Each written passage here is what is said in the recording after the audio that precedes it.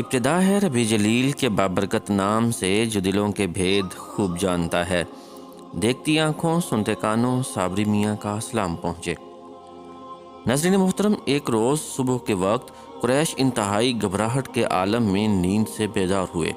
مکہ کے گلی کوچوں میں یہ خبر عام پھیل چکی تھی کہ رات کی تاریکی میں چھپتے ہوئے حضرت محمد مصطفیٰ صلی اللہ علیہ وآلہ وسلم مکہ چھوڑ کر کہیں جا چکے ہیں۔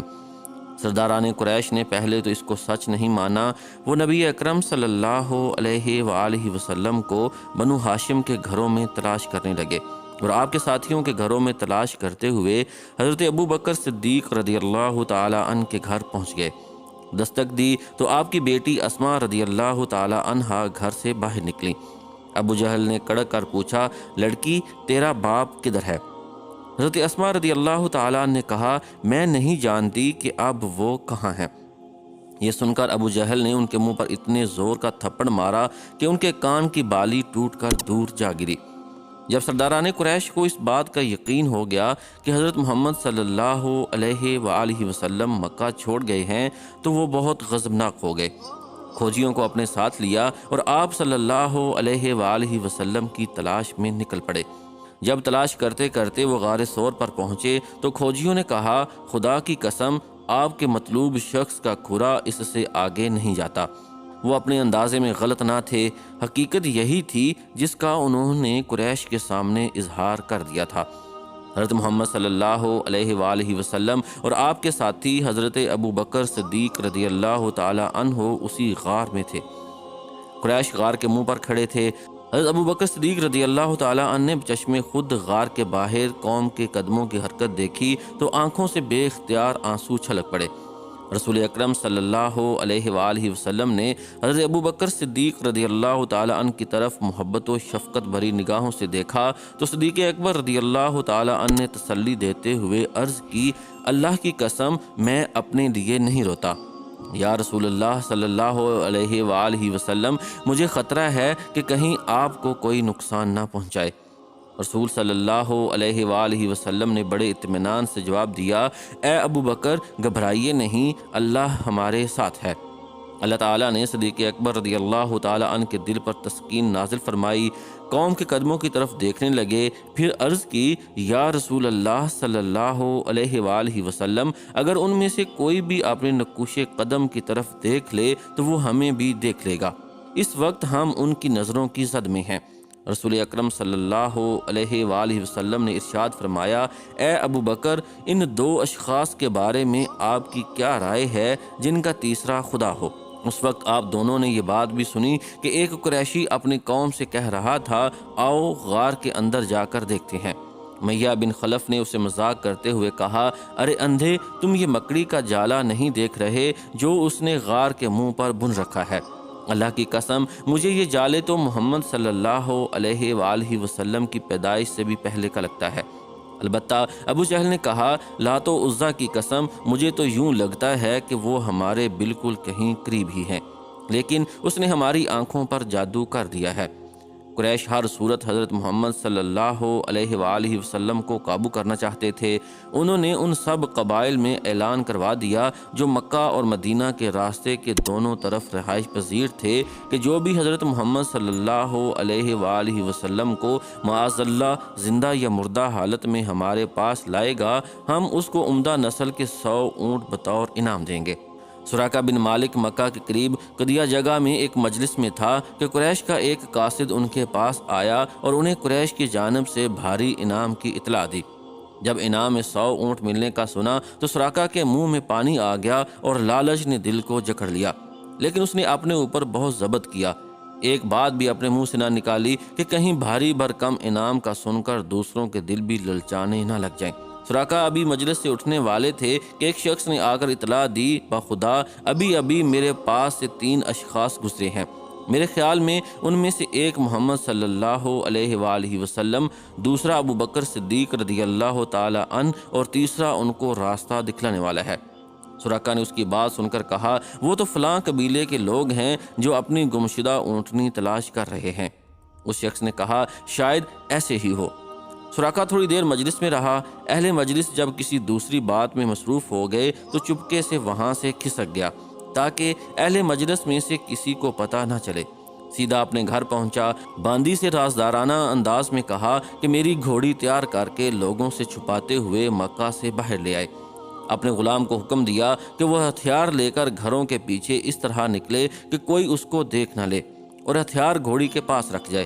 سراقہ نے اپنی درع پہنی، ہتھیار گرلے میں لٹکائے، گھوڑی پر زین باندھی اور سوار ہو کر سر پر دوڑ دیا تاکہ وہ سب سے پہلے محمد صلی اللہ علیہ وآلہ وسلم کو پکڑنے میں کامیاب ہو سکے اور اس طرح وہ قریش کے انعام کا مستحق بن سکے۔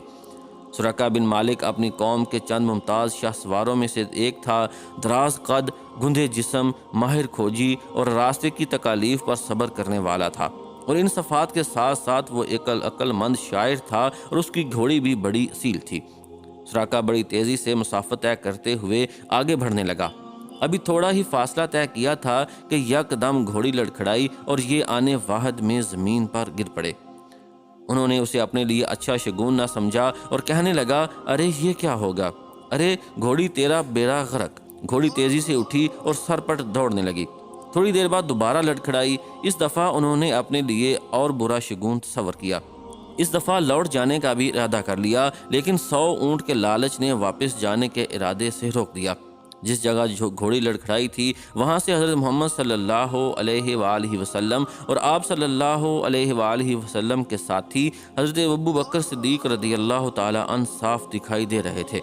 انہیں نشانہ بنانے کے لیے کمان ہاتھ میں لی، تیر چلانے لگا تو ہاتھ شل ہو گیا۔ گھوڑی زمین میں دھنسنے لگی اور وہاں سے زہریلا دھواں آسمان کی طرف بلند ہو گیا، جس سے اس کی اور گھوڑی کی آنکھیں بند ہونے لگیں۔ گھوڑی کو ایڑی لگائی تو زمین میں دھنس گئی اور اس کے پاؤں زمین میں اس طرح پیوست ہو گئے جیسا ان میں کیل ٹھونک دیے گئے ہوں۔ اس نے رسول اللہ صلی اللہ علیہ وآلہ وسلم اور صدیق اکبر رضی اللہ تعالیٰ عنہ کی طرف دیکھا اور گریہ وزاری کرتے ہوئے عرض کی کہ آپ دونوں اپنے رب سے میرے لیے دعا کریں کہ میری گھوڑی کو نجات دے دے اور اس کی ٹانگوں کو زمین کی گرفت سے آزاد کر دے۔ میں آپ دونوں سے وعدہ کرتا ہوں کہ میں آپ کا پیچھا چھوڑ دوں گا۔ رسول اللہ صلی اللہ علیہ وآلہ وسلم نے اس کے لیے دعا کی۔ اللہ تبارک و تعالی نے اس کی ٹانگوں کو زمین کی گرفت سے آزاد کر دیا۔ آزادی ملنے کے تھوڑی ہی دیر بعد پھر دل میں لالچ پیدا ہوا اور رسول اللہ صلی اللہ علیہ وآلہ وسلم کے تعاقب میں گھوڑی کو ایڑی لگا دی۔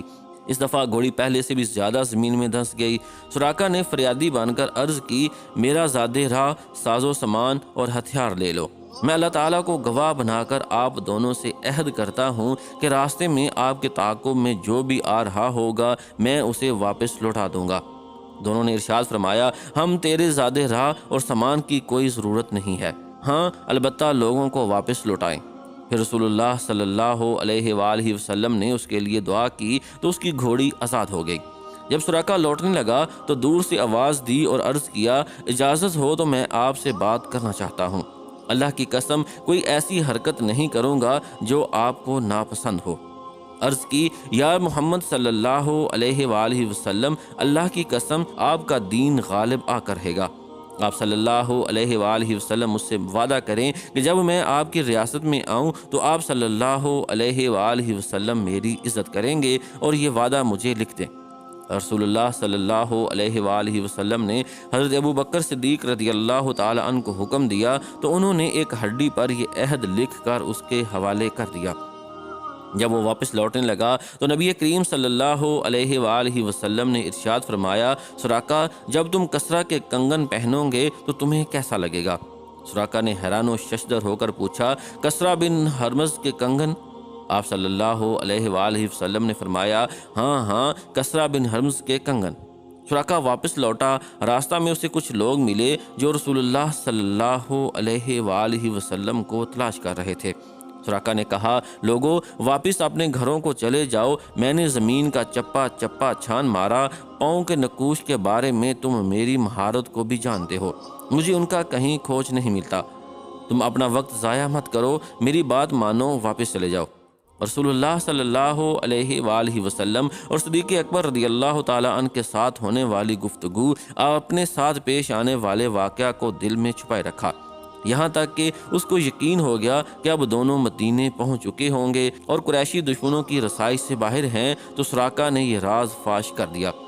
جب ابو جہل کو نبی اکرم صلی اللہ علیہ وآلہ وسلم کے ساتھ ملاقات اور عہد و پیمان کا پتہ چلا تو اسے بزدلی، ذلت، کمینگی اور سنہری موقع ضائع کرنے کا طعنہ دیا۔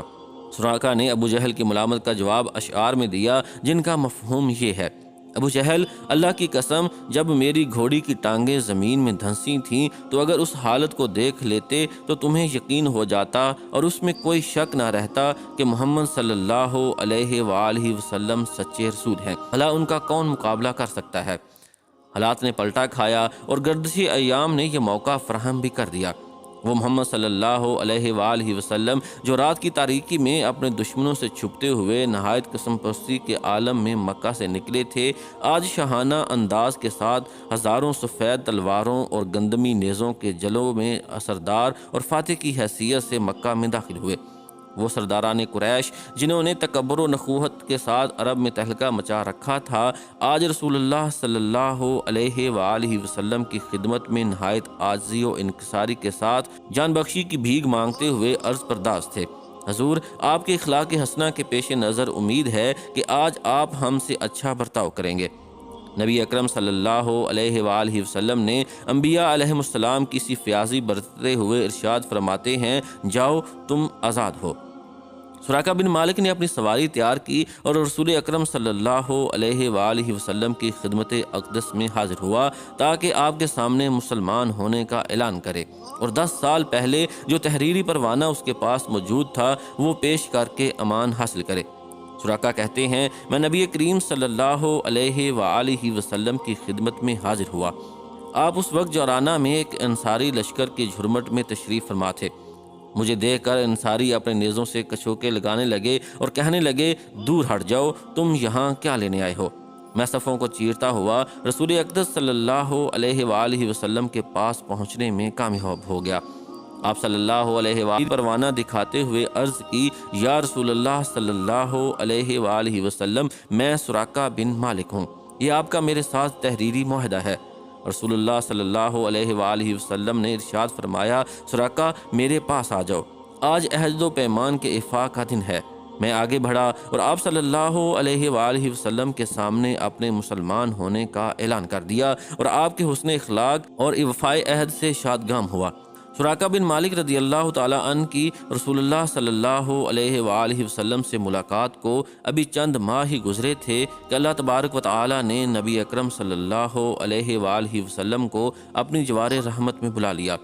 آپ صلی اللہ علیہ وآلہ وسلم کے وصال سے سراقہ رضی اللہ تعالیٰ عنہ غم و اندوہ سے نڈال ہو گئے اور وہ منظر ان کی آنکھوں کے سامنے گھوم گیا جب وہ 100 اونٹ کے لالچ میں حضور صلی اللہ علیہ وآلہ وسلم کو قتل کرنے کا ارادہ لے کر تعاقب میں نکلے تھے۔ آج دنیا بھر کی عمدہ اونٹنیاں رسول اللہ صلی اللہ علیہ وآلہ وسلم کے ناخن کے ایک ذرے برابر بھی حیثیت نہیں رکھتی اور اپنے بارے میں رسول اللہ صلی اللہ علیہ وآلہ وسلم کا یہ جملہ بار بار دہرانے لگے: سراقہ، جب تم شاہ ایران کے کنگن پہنو گے تو تمہیں کیسا لگے گا؟ اب انہیں یقین ہو گیا تھا کہ شاہ ایران کے کنگن یہ ضرور پہنیں گے۔ وقت تیزی کے ساتھ گزرتا گیا، یہاں تک کہ حضرت عمر فاروق رضی اللہ تعالیٰ عنہ کی خلافت کا دور آیا۔ مسلمان ان کے دور حکومت میں ایران کی طرف تیز ہوا کے جھونکے کی طرح لپکے، قلعوں کو فتح کرتے، لشکروں کو شکست فاش دیتے، شاہی تختوں کو پامال کرتے اور مال غنیمت سمیٹتے ہوئے مسلسل آگے بڑھتے چلے گئے، یہاں تک کہ پورا ایران فتح کر لیا۔ ایک روز سپہ سالار لشکر حضرت سعد بن ابی وقاص رضی اللہ تعالیٰ عنہ نے قاصد ایران پر فتح کی خوشخبری لے کر حضرت فاروق اعظم رضی اللہ تعالیٰ عنہ کی خدمت میں حاضر ہوئے۔ ان کے ساتھ بیت المال کے لیے غنیمت کا 5واں حصہ بھی تھا جو ایران کے مجاہدین اسلام کے ہاتھ لگا تھا۔ جب مال غنیمت حضرت عمر فاروق رضی اللہ تعالیٰ عنہ کے سامنے رکھا گیا، آپ یہ دیکھ کر حیران رہ گئے کہ اس میں شاہ ایران کا وہ تاج بھی موجود تھا جس میں قیمتی موتی جڑے ہوئے تھے۔ شاہ ایران کا وہ لباس بھی موجود تھا جو سونے کی تاروں سے بنا ہوا تھا اور وہ قیمتی پیٹی بھی تھی جس پر لالو جواہر جڑے ہوئے تھے اور سونے کے 2 کنگن بھی مال غنیمت میں موجود تھے۔ اس جیسے خوبصورت دیدہ زیب کنگن پہلے کبھی نہیں دیکھے تھے۔ اس کے علاوہ بے شمار نفیس دیدہ زیب اشیاء مال غنیمت میں موجود تھیں۔ حضرت عمر فاروق رضی اللہ تعالیٰ عنہ اس بیش بہا خزانے کو اپنی چھڑی سے الٹ پلٹ کر دیکھ رہے تھے۔ پھر آپ رضی اللہ تعالیٰ عنہ نے حاضرین کی طرف دیکھتے ہوئے کہا، جو لوگ یہ مال غنیمت لے کر آئے ہیں بلا شبہ سب کے سب امین ہیں۔ حضرت علی رضی اللہ تعالیٰ عنہ بھی وہاں موجود تھے۔ کہنے لگے، امیر المومنین، آپ پاک دامن رہیں تو آپ کی روحانیت بھی پاک دامن رہی۔ اگر آپ مال غنیمت کھاتے تو آج یہ ہڑپ کر جاتے۔ اس موقع پر فاروق اعظم رضی اللہ تعالیٰ عنہ نے سراقہ بن مالک رضی اللہ تعالیٰ عنہ کو اپنے پاس بلایا۔ شاہ ایران کا لباس انہیں پہنایا، کمر پر پیٹی باندھی، سر پر تاج رکھا اور ہاتھوں میں کنگن پہنائے۔ یہ منظر دیکھ کر مسلمانوں نے نعرہ تکبیر بلند کیا۔ حضرت عمر فاروق رضی اللہ تعالیٰ عنہ نے سراقہ بن مالک رضی اللہ تعالیٰ عنہ کی طرف دیکھ کر خوشی سے جھومتے ہوئے فرمایا، واہ واہ، ارے بنو مدلج کا ایک بدوی، اس کے سر پر شاہ ایران کا تاج اور ہاتھوں میں کنگن، اس شان خسروانہ کے کیا کہنے۔ پھر آسمان کی طرف سر اٹھایا اور یوں گویا ہوئے، الہی تو نے یہ مال و دولت اپنے رسول مقبول صلی اللہ علیہ وآلہ وسلم کو نہ دیا اور وہ تجھے مجھ سے زیادہ محبوب اور عزیز تھے۔ الہی تو نے یہ مال و دولت صدیق اکبر رضی اللہ تعالیٰ عنہ کو نہ دیا، حالانکہ وہ تجھے مجھ سے زیادہ محبوب اور عزیز تھے۔ پھر یہ سب کچھ مجھے عطا کر دیا۔ میں تیری بارگاہ میں پناہ مانگتا ہوں کہ کہیں یہ مال تو نے مجھے سزا کے لیے عطا نہ کیا ہو۔ پھر اسی وقت یہ مال مسلمانوں میں تقسیم کر دیا۔